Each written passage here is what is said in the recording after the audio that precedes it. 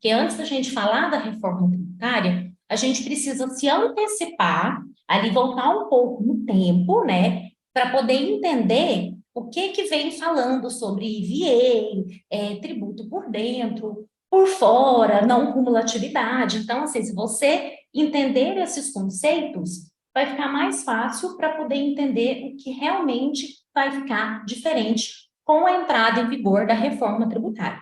Então, eu vou abrir depois todos os cálculos, tá, para vocês, para a gente estar vendo direitinho, mas assim, ó, pensando primeiro nos conceitos básicos. Como é hoje e como vai ficar. Eu peço licença para todos, que eu vou compartilhar a minha tela aqui, para poder facilitar, tá? Para a gente poder conseguir explicar de uma forma mais facilitada. Então, um dos primeiros conceitos que a gente tem que entender, porque a reforma tributária, ela vem com dois pontos, que é a tomada de crédito, que eu vou falar mais para frente para vocês, que ela passa a ser em toda a cadeia, tá? A gente tem também aqui falar sobre que após a reforma, o nosso tributo ele vai ser cobrado por fora e vai ter uma não cumulatividade plena. E a questão do IVA, né? E a gente tem, no caso, um IVA dual, porque é dual porque é federal e estadual e municipal, porque são dois. Então, só para poder entender, então, voltando para a gente contextualizar melhor. Então, eu tenho aqui, eu fiz uma cadeia, onde é que tem o industrial, a gente tem o atacadista, o varejista e o consumidor final. Eu vou passar por esses conceitos, porque daí a hora que a gente entrar e comentar sobre a reforma tributária, vai facilitar bastante para conseguir entender todas as mudanças. Então, os conceitos, primeiro, da cumulatividade e da não cumulatividade. Hoje, a gente tem, no caso, o lucro real, que a gente tem alíquotas, por exemplo, o PIS, COFINS não cumulativo, a gente tem o ICMS, que ele tem uma natureza não cumulativa, tá? Mas o que é essa... O meu retornou, deixa eu voltar aqui, não sei para vocês, mas para mim voltou para a tela e saiu o compartilhamento.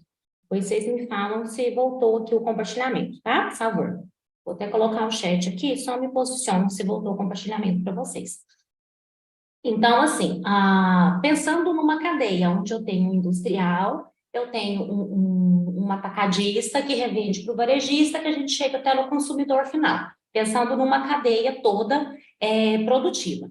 Então, eu vou usar uma alíquota de 18% aqui, que seria uma alíquota de ICMS, só a título de exemplo, tá? Os percentuais, só para vocês entenderem, para facilitar. Então, se eu tenho aqui uma venda, eu tenho a minha venda aqui é de R$ 1.000, então vendi, fiz uma venda, a indústria para o atacadista. A 18%, o tributo a ser recolhido aqui nessa operação, isso na cumulatividade, tá? É R$ 180. Quando eu venho aqui, assim, só para explicar de forma mais clara, aqui vai acontecer uma margem de lucro, tá? Mas vamos colocar esse preço até o final da cadeia de R$ 1.000 para facilitar a explicação e o entendimento.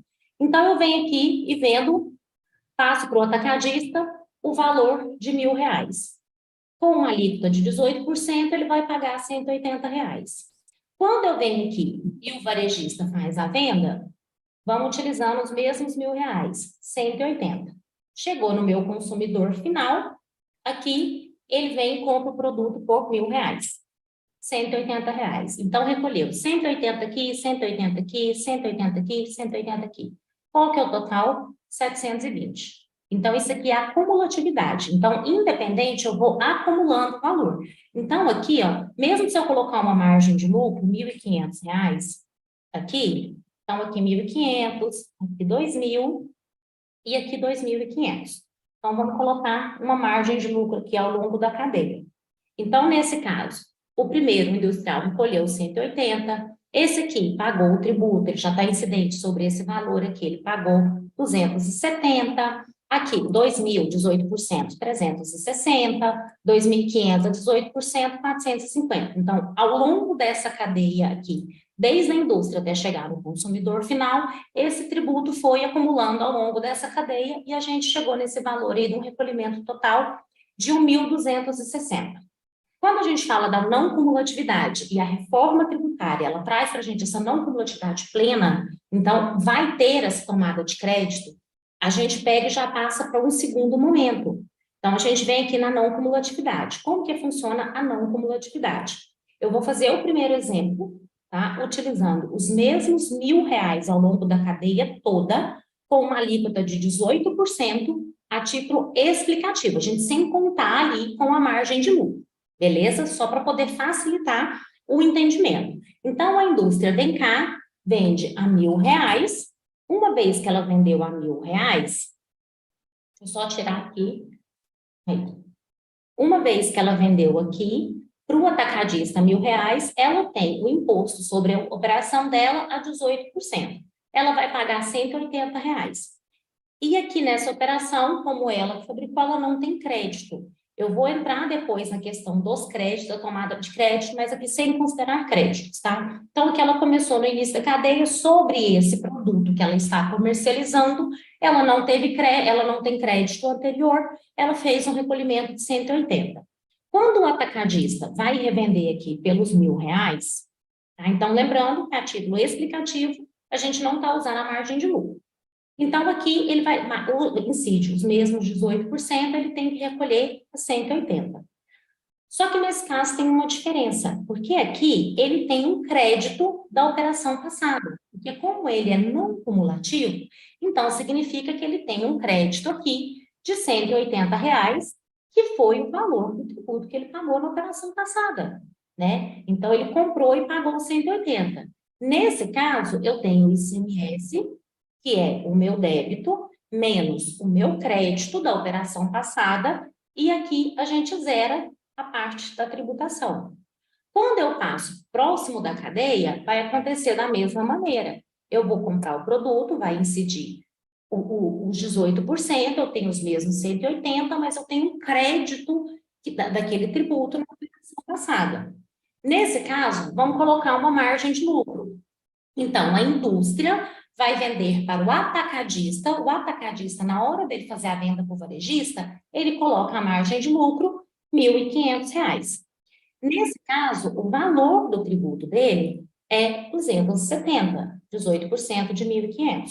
Só que na operação passada, quando ele comprou esse produto por R$ 1.000 lá da indústria, foi recolhido 180 de ICMS.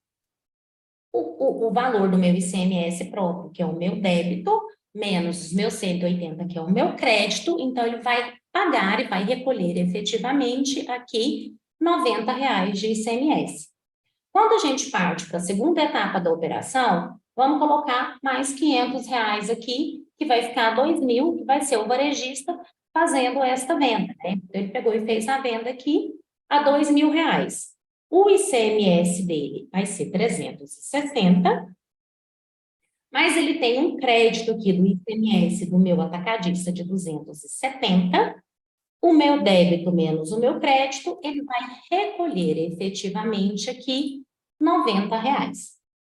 Quando eu chego aqui do consumidor final, meu consumidor final, aqui ele pegou esse produto por 2.500. Aqui eu estou colocando o consumidor, mas aqui está na hora de fazer o recolhimento.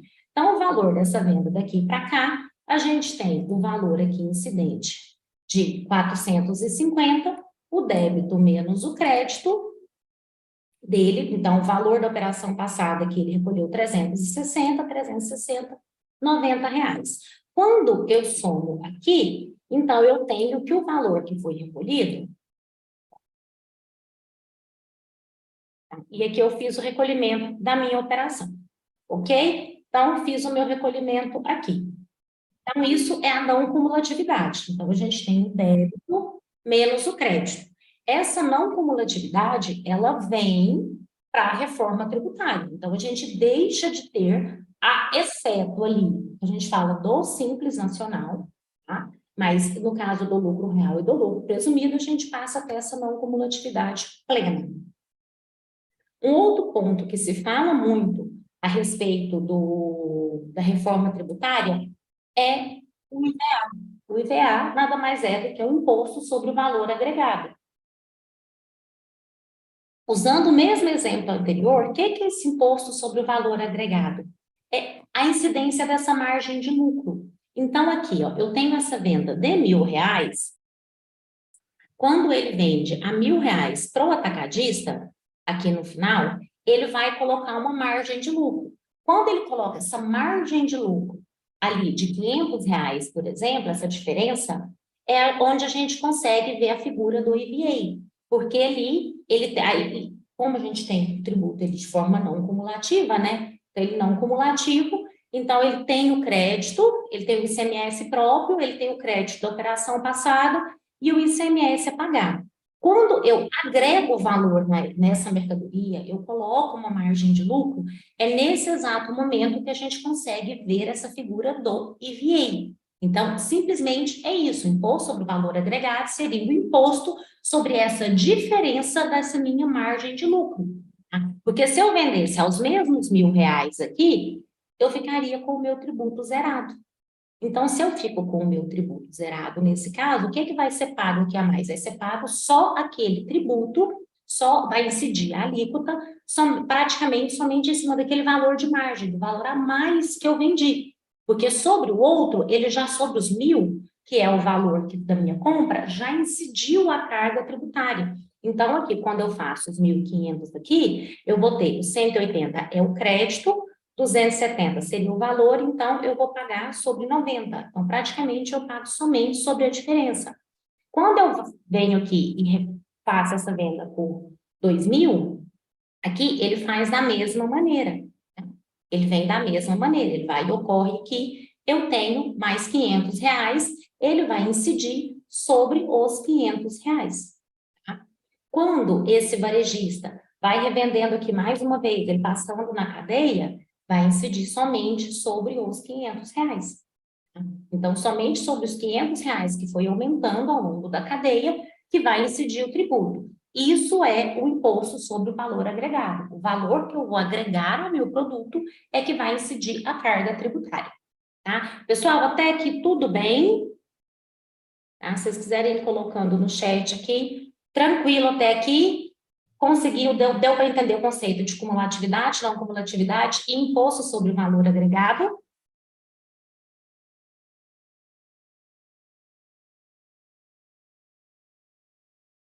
Tá, vou entender como vocês estão entendendo, tá tranquilo, e eu posso passar para frente.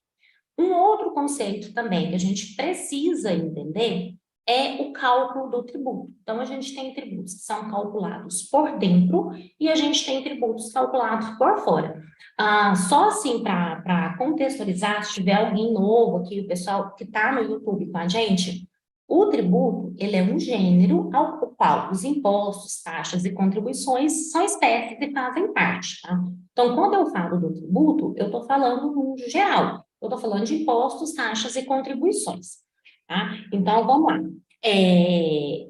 O outro conceito que a gente tem que entender aqui é quando a gente fala do cálculo por dentro e do cálculo por fora. O que é o cálculo por dentro e o que é o cálculo por fora? O cálculo por dentro, ele é um cálculo, né, que quando eu vou comprar o produto, eu vou lá e pergunto eu ligo ali para o meu fornecedor e vou comprar, no caso, o ICMS. O ICMS a gente tem o cálculo dele por dentro, o DIFAL é cálculo por dentro, tá? Então, quando eu vou ver o valor da minha mercadoria, significa que o valor do meu tributo, o valor do meu imposto, ele já está dentro do preço que eu vou pagar. Então, quando eu vejo o valor da minha nota fiscal, aquele valor ele já está embutido, então ele está dentro do preço. No cálculo por dentro, eu compro, vamos utilizar lá da indústria o valor de R$ 1.000. Então, sobre esse valor de R$ 1.000, aqui dentro já está o meu tributo. Então, o valor da minha nota fiscal vai ser R$ 1.000, onde eu vou ter, se ele é 18%, então ele está embutido aqui dentro. Ele está embutido aqui dentro desses R$ 1.000. Quando eu falo do cálculo por fora, dentro da comunidade vocês têm uma aula de DIFAL que eu ensino a fazer esse cálculo direitinho, tá? Cálculo por dentro e cálculo por fora.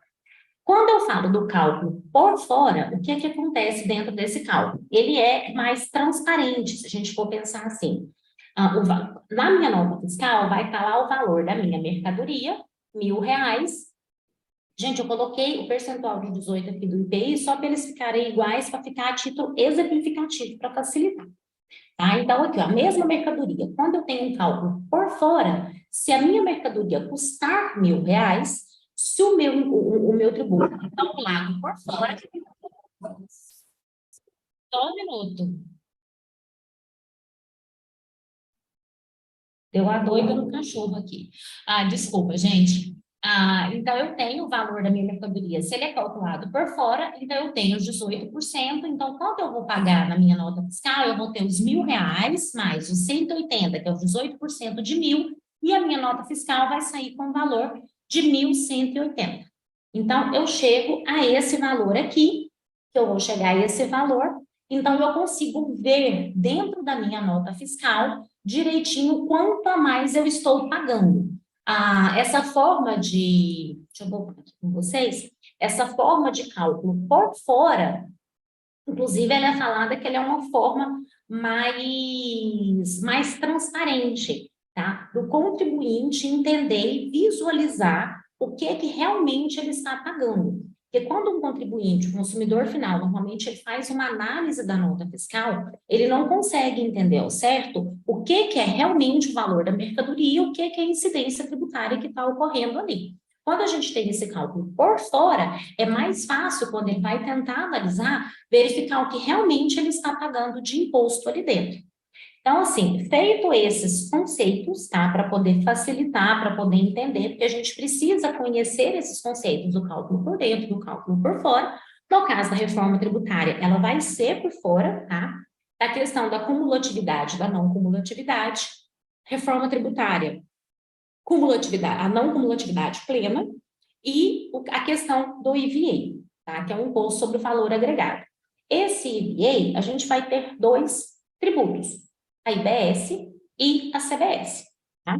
Em cima desses dois, então por isso que ele é dual, porque esse imposto sobre o valor agregado são dois tributos que vão desmembrar deles. Então, entendendo esse conceito, fica mais fácil a gente entender o que é a reforma, o que está vindo por aí, para a gente poder auxiliar o nosso cliente, ou a gente, enquanto empresário, entender o que vai acontecer com a realidade da nossa empresa. E deixando bem claro que todo o valor tributário, ele precisa compor o preço do produto. Ele precisa compor. Então, todo esse valor, ele é repassado para o cliente, para o consumidor final. Então, a gente chegando nesse conceito, daqui a pouco eu abro de novo com vocês para poder ensinar como é que vai ficar aqueles cálculos, explicar os cálculos, porque por mais que a gente ainda não tenha alíquotas definidas, a gente já consegue entender a base de cálculo e como que vai funcionar. Dentro da parte do texto da reforma, o que ele traz para a gente? Ele traz a questão da tomada de crédito. Então, tudo vai virar crédito. O que é o tudo vai virar crédito? Então, eu vou comprar uma mercadoria, porque hoje a gente tem uma tomada de crédito em cima daquilo que é insumo. Então, o que é insumo é aquilo que é necessário, aquilo que é um custo inerente da minha produção, ou da minha atividade, da minha prestação de serviço, eu consigo tomar créditos. Quando a gente vem na figura da reforma tributária, isso passa a tudo tomar crédito. Então, o meu prestador de serviço, não a pessoa física, não o meu funcionário, mas o meu prestador de serviço, eu vou tomar crédito da minha contabilidade, eu vou tomar crédito das mercadorias que eu vou comprar, então tudo vai virar crédito. Qual que é um cuidado que tem que tomar? Porque assim, como o funcionário, o CLT, ele não gera para mim crédito. Então, principalmente quem é prestador de serviço. Então, a carga tributária para prestador de serviço tende a aumentar muito com a reforma, porque ele tem pouca tomada de crédito. Então, quando a gente fala, no caso do trabalhador, do CLT, da pessoa física prestando serviço em si, que ele é CLT, a empresa não consegue tomar crédito. Então, isso pode estimular muito a pejotização, porque quando eu tenho uma empresa prestando serviço para mim, me emitindo uma nota fiscal dessa prestação de serviço, eu vou conseguir tomar crédito. Então, tem que tomar bastante cuidado com isso. Um outro ponto que a gente tem que ficar atento, porque assim, ó, quando a gente tem, então, igual eu falei no início, a reforma tributária, ela vem para poder aumentar a carga tributária. Ela vai aumentar a carga tributária. O que a gente tem que tomar cuidado? Tem um fenômeno chamado a curva de Laffer, que ele fala o seguinte, as pessoas vão consumindo, só que quando essa parte tributária ela chegar num teto muito alto, as pessoas vão consumindo e com isso o governo vai arrecadando. Só que essa alta carga tributária, ela chega num ponto que, ao invés do governo começar a arrecadar, a arrecadação subir, ela vai começar a cair. Por que isso acontece? como os produtos, os serviços estão ficando muito caros, o consumidor, ele tende a procurar soluções alternativas. Então, um exemplo da padaria. Você vai na padaria comprar um pão. Você vai lá comprar pão. Só que o preço do pão subiu porque a carga tributária está mais alta, o empresário e o dono da padaria teve que pegar e aumentar o preço do pão. Só que daí, passa aqui na minha região, tem um rapaz aqui que passa vendendo na rua de bicicleta, que ele está vendendo na rua de bicicleta. Então, eu vou lá e pago R$ 1 no pão. Ele passa aqui e me vende 3 pães por R$ 1. De quem que eu vou comprar? Eu vou comprar dele, porque o dele está mais barato.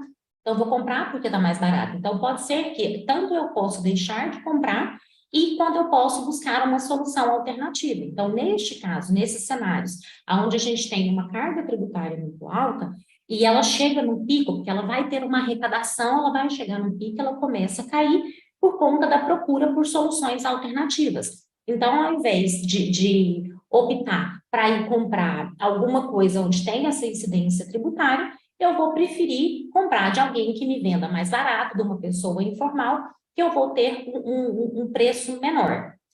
Com a tomada de crédito, no caso das empresas, elas vão passar a exigir mais a nota fiscal também. Por quê? Como ela precisa tomar crédito, então ela precisa dessa nota fiscal. Até acho interessante essa questão do governo fazer essa tomada de crédito dessa forma, que eu acho, inclusive, já é para poder tentar diminuir a questão da sonegação, porque agora o seu fornecedor, ele passa a te obrigar a emitir a nota fiscal para ele tomar crédito, tá? Quais tributos que a gente tem aí para substituir? A gente tem o PIS, o COFINS e o IPI, que são tributos federais, que vão se tornar o CBS, e a gente tem o ICMS e o ISS, que vai se tornar a IBS. ICMS é estadual e ISS é municipal.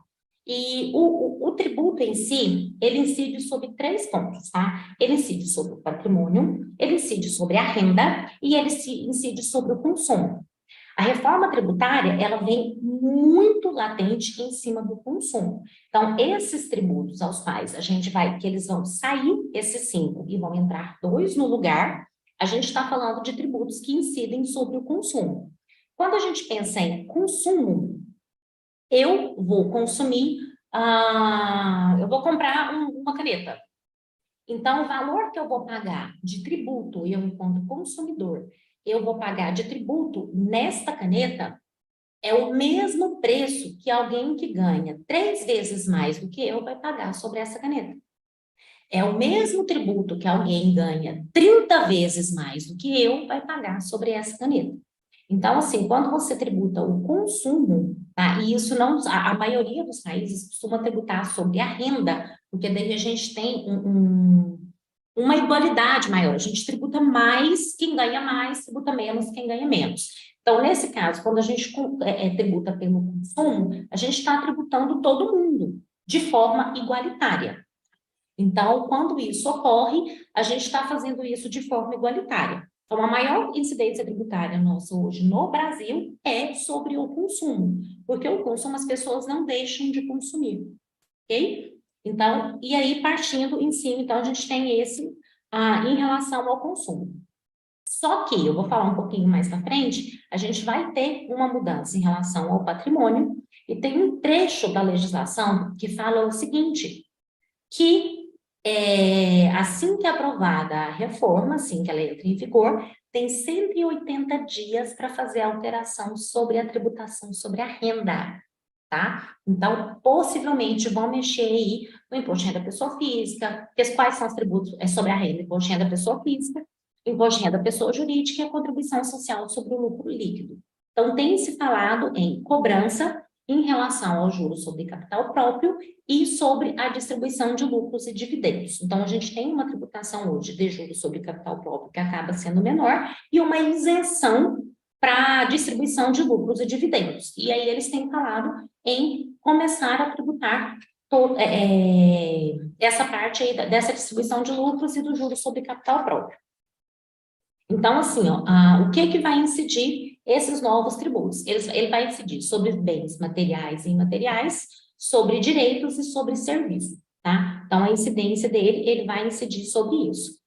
No caso das exportações, é isento, tá? A gente vai passar a ter qual que é a facilidade? É tirar 5 tributos e virar 2. Tá? Então, a gente tem 5 legislações, e quando a gente fala, na verdade, a gente tem 3 legislações diferentes federais, que vai virar uma única. Quando a gente fala do IBS, a gente tem uma legislação estadual, que é o ICMS, e uma municipal. No caso do ICMS, que é estadual, nós temos 27 legislações diferentes, mais a nossa lei Candir, né? E quando a gente fala do ISS, a gente tem a nossa lei complementar 116 e mais legislações municipais dos mais de 5.000 municípios. Isso vai virar uma legislação única. Para tanto, isso vai facilitar. Então, neste caso, a questão da facilidade da reforma tributária, isso realmente ela vai acontecer, tá? Porque a gente vai tirar, então, aí, principalmente quando a gente fala a nível estadual e municipal, que a gente tem várias legislações e vão pegar e reunir e condensar em uma única legislação. Então, uma legislação única, a alíquota própria. Essa questão da alíquota própria, ele fala que cada ente fixa as suas. Então, assim, ele vai ter uma alíquota padrão, e aí, no caso, os estados e municípios, eles vão conseguir trabalhar essa questão das alíquotas. O que acontece? A mesma usada para o estado vai ser a mesma usada para os municípios daquele estado, tá? Então, aí eles vão unificar um pouco mais. Eles vão tirar a questão dos benefícios fiscais no intuito de acabar com a guerra fiscal, exceto o Simples Nacional e a Zona Franca de Manaus. Qual que é um dos problemas aqui? Quando a gente tem estados mais pobres, a gente fala de estados mais pobres, normalmente eles concedem benefícios fiscais, incentivos, para que as indústrias se instalem naquela determinada região, naquela cidade, naquele estado, porque uma vez que as indústrias estão ali, elas vão gerar emprego e renda. Então, vai fomentar a economia daquele município, daquele estado, gerando ali emprego e renda. Nesse caso, quando a gente extingue esses benefícios fiscais, a tendência dos grandes polos dessas indústrias é se instalarem em locais onde a logística é mais facilitada. Então, aqui acaba sendo um ponto negativo, porque alguns estados mais pobres serão extremamente prejudicados com isso. Até mesmo porque, quando a gente fala do IBS, ele vai passar a ser devido no destino. Eu até vou falar disso um pouquinho mais para frente. Então, com isso, a gente vai tirar uma boa parte da arrecadação daquele local, se ocorrer essa migração dessas indústrias, desses polos industriais, desses grandes varejistas, atacadistas, dessas regiões mais pobres do país. Vai ser montado um conselho federativo. Esse conselho federativo, eu vou usar um paralelo, um exemplo hoje, por exemplo, a gente tem o conselho, o Comitê Gestor do Simples Nacional. Então, semelhante ao comitê que a gente tem para poder organizar e as questões do Simples Nacional, a gente vai ter esse conselho federativo. Esse conselho federativo só vai participar membros dos estados e dos municípios, tá? Então, por quê? Porque se a União está ali dentro, pensa bem, a União é quem vai pegar toda a carga tributária e ela que vai fazer essa redistribuição para estados e municípios. Então, ali a gente vai ter membros de um membro de cada estado, e no caso dos municípios também vão ser 27 membros para poder representar os municípios daquele estado. Então, cada estado vai ter um representante estadual, um representante municipal. A estrutura das alíquotas, a gente não tem alíquotas definidas, então nada passou que a gente chegue a um valor efetivo de alíquota, a gente não tem esses dados dentro da reforma, porque assim que ela entrar em vigor, ela vai necessitar de uma lei complementar para poder trazer todas essas informações para a gente. Mas a estrutura das alíquotas, ela fica ali assim, a gente vai ter uma alíquota padrão, a gente vai ter uma alíquota com uma redução de 60%, então essa redução de 60%, ela é destinada a alguns setores, igual educação, saúde, então ela tem alguns setores que vão ser beneficiados com essa redução de alíquotas. Então, se a gente tem uma alíquota, por exemplo, eles definem que a alíquota vai ser 10%. Se tem uma redução de 60%, aqueles setores vão pagar 4%. A gente teve uma redução de 60%. E a gente tem uma possibilidade da alíquota zero. Essa alíquota zero, ela é aplicável aos produtos da cesta básica, tá? Então, vai entrar para a cesta básica. Só que assim, ó, lembrando que quando a gente fala de alíquota zero, não significa que não tem tributo. Alíquota zero, o tributo está ali, mas a alíquota naquele momento é zero. Então, ela pode ser que ela mude.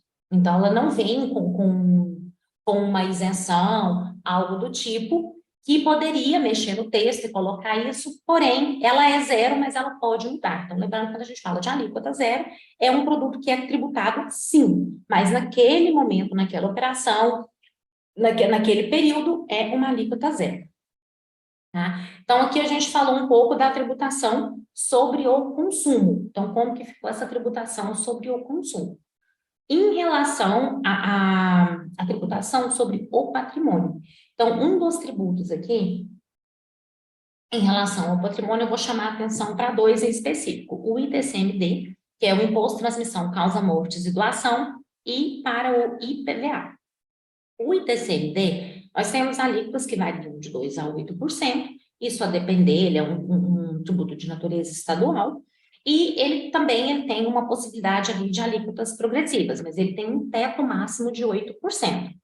E incide ali sobre os bens de doação, e agora, com a reforma, ele vai para o estado aonde residir a pessoa falecida.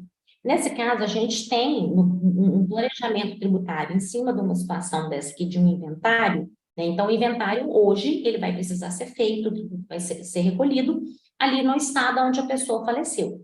Um exemplo, eu estou aqui em Goiás, mas supondo que a alíquota em Brasília está mais barata para me fazer um inventário. Então, aqui em Goiás, eu tenho uma alíquota de 8%, a depender do patrimônio, ela é progressiva, ela chega a 8%. Eu pego, em Brasília está mais barato, então eu faço inventário em Brasília para pagar mais barato. Isso acaba com a questão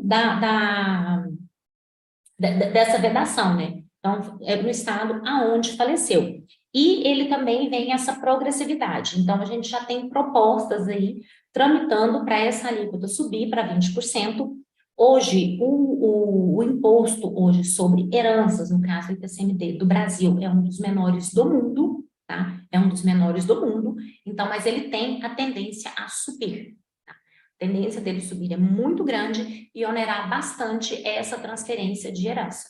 Tá? E aqui está uma oportunidade muito grande para o tributarista, é trabalhar esse planejamento tributário ainda em vida, trabalhar essa sucessão ainda em vida. Então, a gente tem mecanismos dentro do tributário que a gente consegue pegar e melhorar muito essa realidade, viu? Um outro também é o IPVA, que é um imposto de veículos automotores, que até o momento ele era somente para veículo automotor terrestre, e agora ele vai abranger também outros, ele vai aumentar um pouco mais o seu leque de atuação. Então, ele vai pegar, vai olhar a questão do impacto ambiental, veículo terrestre, aquático e aéreo. Então, aqui ele já entra com uma tributação em cima, exceto aeronave agrícola, embarcações para pesca, trator e máquinas agrícolas. Então, os demais, então aqui ele já deixa só o terrestre, ele passa aí na parte aquática e aérea também, coisa que não ocorria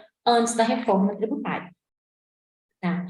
No caso do IPTU, também, o IPTU vai mexer, vai mudar. Então, o IPTU é aquele tributo que a gente paga quando a gente tem um imóvel. Então, quem é dono de imóvel, quem é proprietário de imóvel, anualmente paga o IPTU. Então, o IPTU, ele vem com um normativo dentro da reforma tributária, que os municípios vão poder atualizar essa base de cálculo por decreto.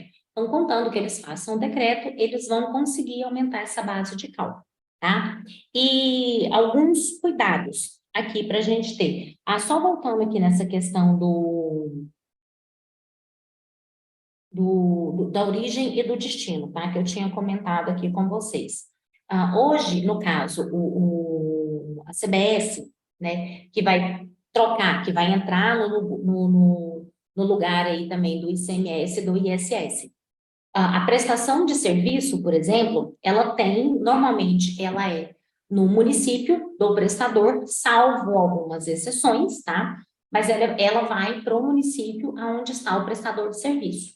No caso do ICMS, ela vai para o destino, tá? Então, ela é da origem. Então, eu estou aqui em Goiás, eu estou vendendo para outro estado, mas o ICMS é para mim.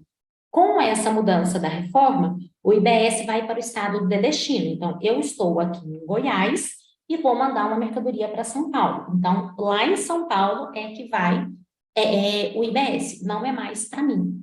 Então, isso é uma questão. Então, por isso que eu falo que pode tender a ocorrer essa migração das indústrias, por exemplo, no caso dos varejistas, para locais onde tem uma logística de distribuição melhor. Tá? Já que a incidência tributária, ela vai ocorrer, então vai deixar de ter incentivos fiscais, então pela falta de incentivos fiscais, quando eu vou olhar ali custo de mercadoria, quando eu vou olhar logística e tudo mais, então pode ocorrer essa migração.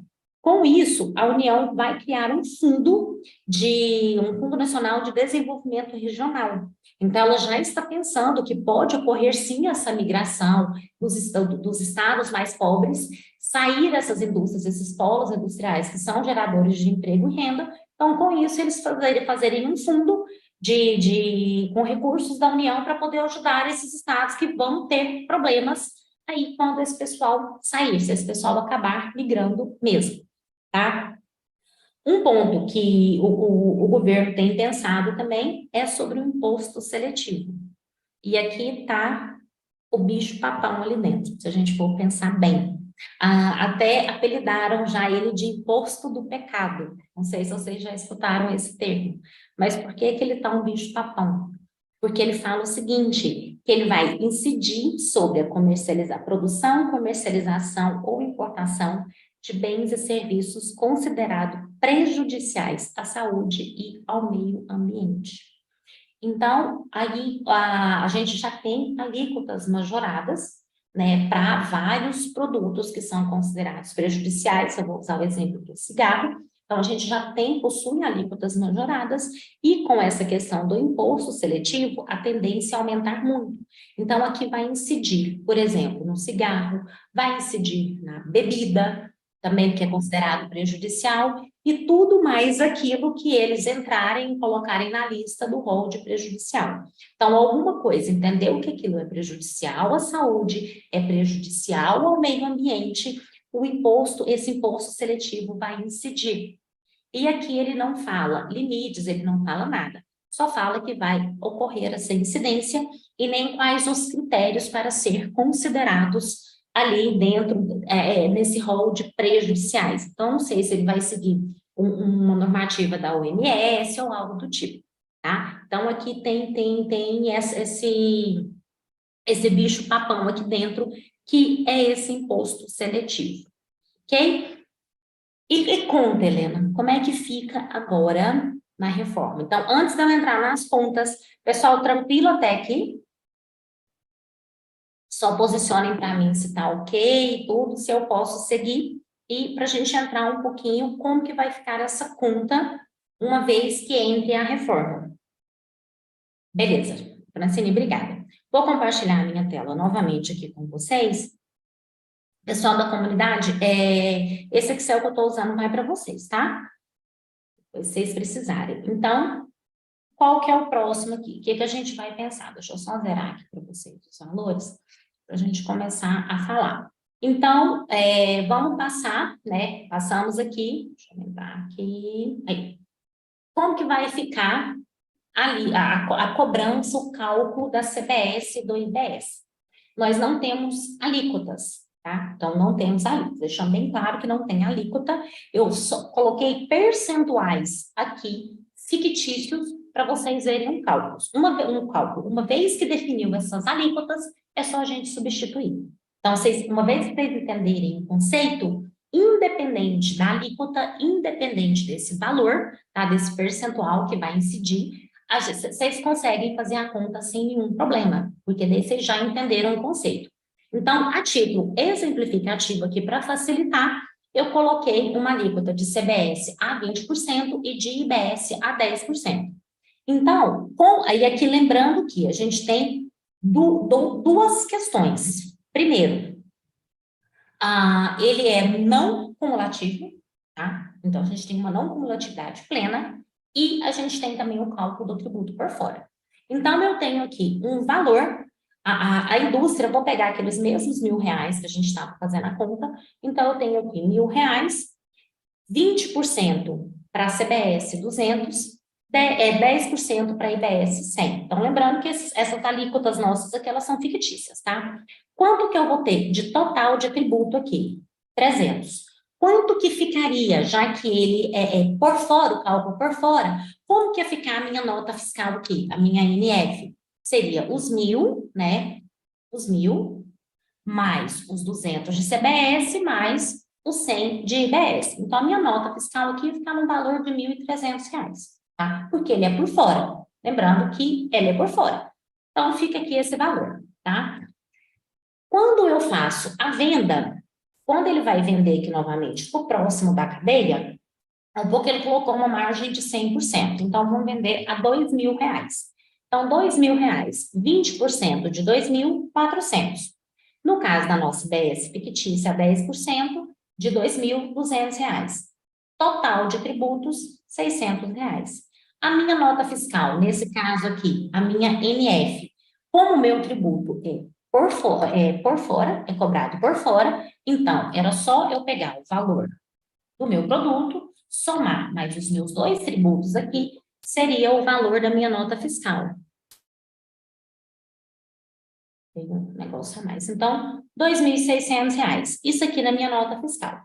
Mas vamos lá. Aqui, ó, a gente não está considerando todos os créditos, tá? Então, vamos pensar em um único produto aqui sem considerar os créditos. Então, quando a indústria vende aqui para o próximo da cadeia, para o comércio, essa pessoa aqui tem crédito.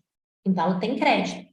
Quando ela tem crédito, como que fica o nosso cálculo? Deixa eu tirar tudo aqui, só para a gente calcular bonitinho, tá?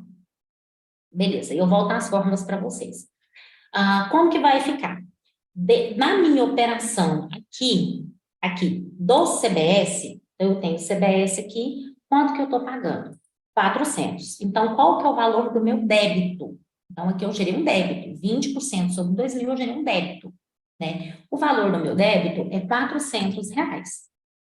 Qual que é o valor do meu crédito? Se eu tenho uma não cumulatividade plena, então a CBS que eu paguei ao adquirir esse produto aqui, eu vou tomar crédito dela. Qual que é o valor da CBS da etapa anterior?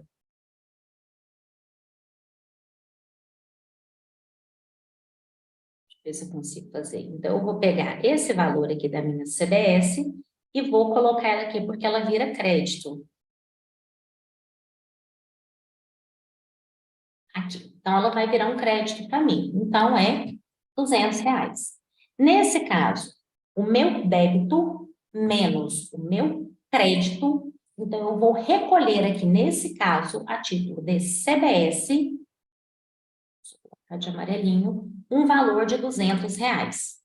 E aqui é igual. Só corrigir, tá? E aqui é igual. E aqui, IBS. Pronto. No caso do IBS, o IBS agora da mesma forma. Eu peguei o meu IBS aqui, quando eu fiz essa venda, eu gerei um débito. Qual que é o valor do meu débito nesse caso aqui agora? Do meu IBS, R$ 200. Tá? Aí eu tenho também um crédito. Eu tenho também um crédito. Qual que é esse crédito aqui? Aí aqui, ó, eu já vou trabalhar.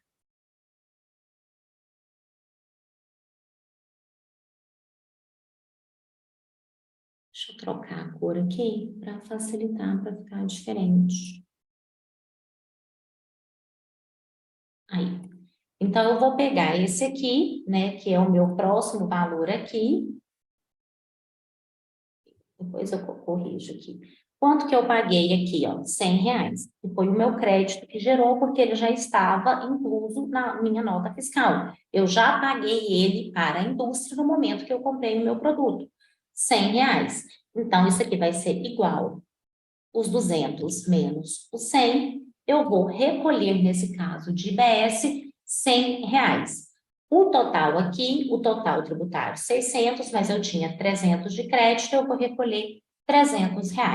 Então, isso aqui, ó, eu posso trocar as minhas alíquotas, tá? Elas podem ser trocadas, mas a linha de raciocínio passa a ser essa aqui. Então, ao invés de eu colocar lá 0,5% meio por cento e um de PIS e COFINS, colocar o valor do percentual de IPI, ele vai estar todo aqui, ou do ICMS ou do ISS, ele já vai estar todo aqui entre esses dois. Então, eu não vou ter uma alíquota para cada um dos 5 tributos, igual era antes, tá? Então, fica assim que fica a parte...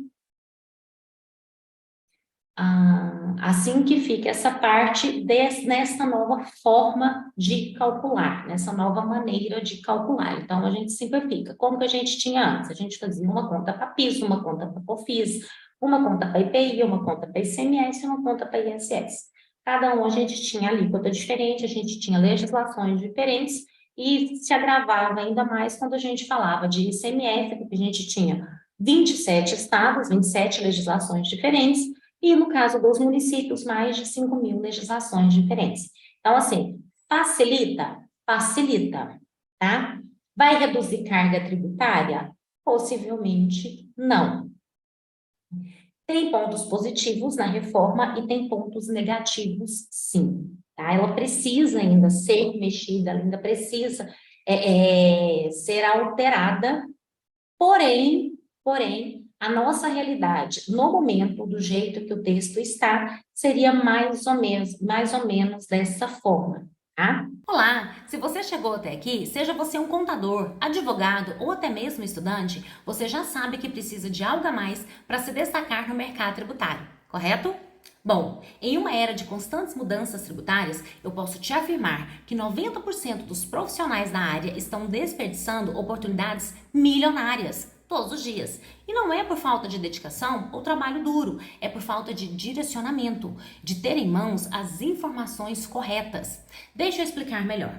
Não é novidade para absolutamente ninguém que no Brasil o emaranhado de leis tributárias sempre levou empresas de todos os portes a cometerem erros todos os dias. Esses erros não só prejudicam suas operações, mas também desviam recursos financeiros que poderiam ser melhor aplicados em outros setores do negócio. E é justamente em razão dessa confusão que sempre existiu dentro do cenário tributário, nasceu a premissa de que nesse nicho é altamente lucrativo e demandado. Essa premissa não está errada, mas também não é tão simples quanto parece.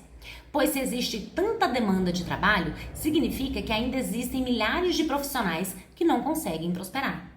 E a resposta é muito simples. Esses profissionais não sabem onde focar suas energias. Talvez você não saiba disso, mas quase todas as empresas existentes no país compartilham de uma única característica específica. Todas elas estão no mesmo regime tributário, o Simples Nacional. Não se engane, não é porque esse regime carrega o nome de simples que significa que ele seja tão fácil. Uma coisa não tem nada a ver com a outra.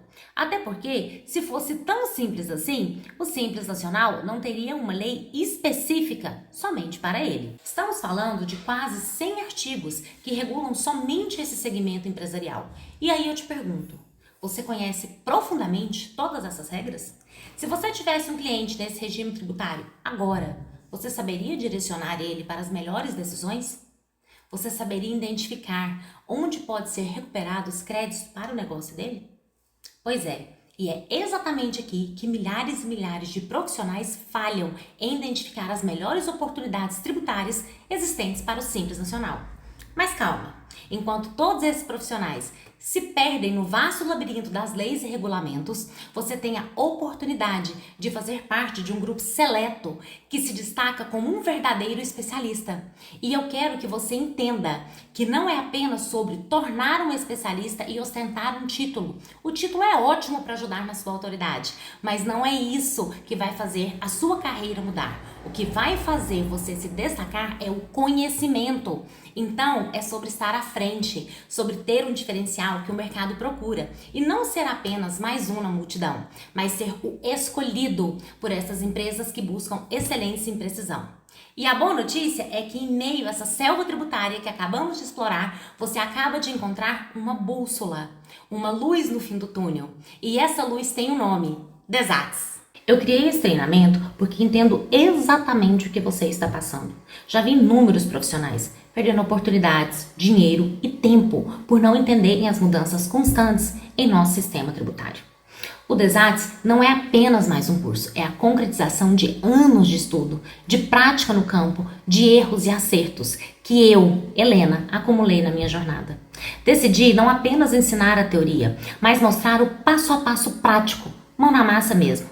Eu quero que você veja e entenda cada etapa. E mais do que isso, saiba como aplicar para ter resultados de verdade. Portanto, com o Desats você não estará apenas adquirindo um curso, mas uma transformação de carreira. Uma oportunidade de se destacar no mercado, de ser visto como referência, de abrir portas para múltiplos contratos de R$5.000. E tudo isso começando do absoluto zero. Eu sei que você deve estar pensando, por que eu devo acreditar nesse treinamento? Porque o Desats seria diferente de todos os outros cursos que eu vejo por aí. Para começar, vamos falar de trajetória. Eu, Helena Roberto, sou tributarista de inteligência de negócios. Minhas formações em administração e tenho as especializações em finanças, controladoria, planejamento e recuperação de créditos tributários. E como a maioria já sabe, eu sou formada pelo IBPT Educação. E hoje eu tenho a honra de atuar como professora. Então, se você decidir aqui, comigo e agora, se tornar uma referência em Simples Nacional no Brasil, na prática você irá se transformar na pessoa para que as empresas correm quando estão em apuros tributários. Esse é o nível de expertise que quero compartilhar com você através do Desats. O Simples Nacional não é um tópico novo para mim. Ao longo da minha carreira, dediquei anos de estudo aplicando e ensinando sobre esse regime tributário. Então, cada módulo, cada aula dentro do Desats é o fruto de uma experiência real e prática vivida por mim no campo de batalha. E o que me permitiu separar o que funciona e o que não funciona. E, claro, eu não estou sozinha nisso. Dentro do Desats temos a participação de outros excelentes especialistas que compartilham suas próprias experiências, como a professora Tuane, uma das melhores do IBPT, Daniel Silos, especialista em prospecção de clientes, entre outros. O que eu quero é que você entenda é que a credibilidade de um treinamento não se baseia apenas no seu conteúdo, mas também em quem está por trás dele. Sei que no mercado de hoje, confiança é essencial e é exatamente isso que o Desats oferece. Como você pode ver, tudo é focado na prática e não apenas em ensinar a teoria. Afinal, o meu foco é sempre mostrar a teoria aplicada na vida real.